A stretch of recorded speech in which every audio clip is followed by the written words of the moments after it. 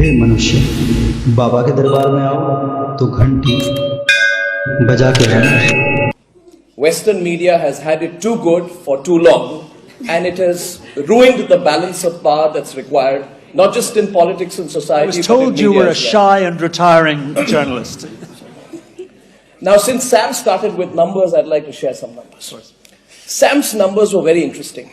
If you look at his numbers, he says that in India, 91% of Indians follow cross-border news. So Indians are most interested about the world.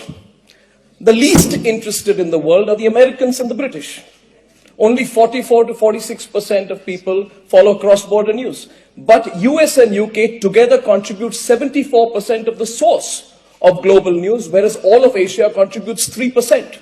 If I were to summarize that in one line, it basically says that Indians are the least insular people, most open-minded. Americans are the most insular people, right? But they have complete dominance over the global narrative in terms of news. I'll share a couple of other numbers with that. I have said recently that India will be the next media capital of the world.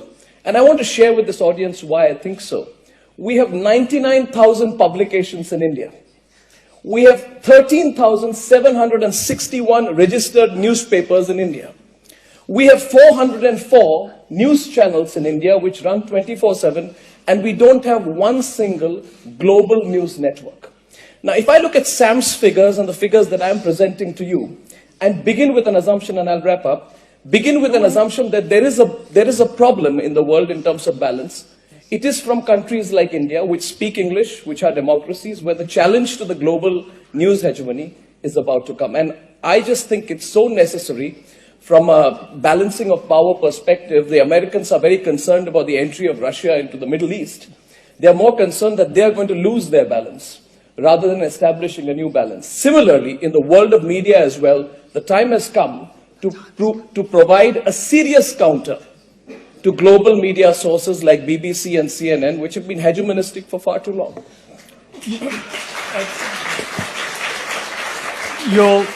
In a few more moments, you will be every bit as popular in Moscow as you clearly are in Delhi. But you use big words like hegemony. Right, here's your manifesto. This moment, this day, what are you going to do about it? What are you going to do about it? You've given okay. Numbers that talk of balance and hegemony. Yeah. India is a huge, prosperous, rich country. What are you going to do about it? I don't know how prosperous and rich we are, but we are going to be prosperous and rich. But I'll share some statistics with you. Look at the potential of a country like India. Today we have 100 million mobile phones in India.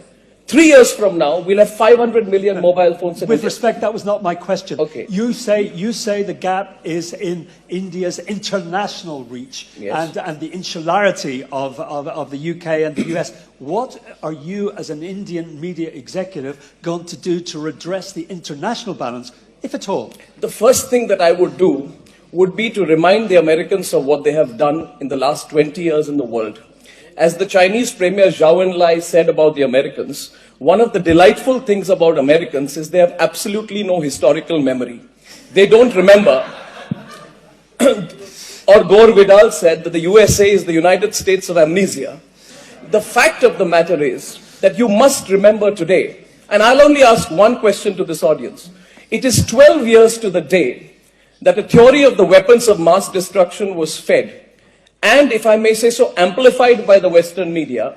Everyone bought into it. There were cheerleaders. Nobody seriously questioned it. At one point of time, there was an article in the Newsweek magazine which said it doesn't matter if Iraq has weapons of mass destruction, but the fact is they shouldn't get any. So what I'm going to do, in a very succinct reply to your question, is to restore the balance by creating a global media environment that is not located out of Washington, New York, or London.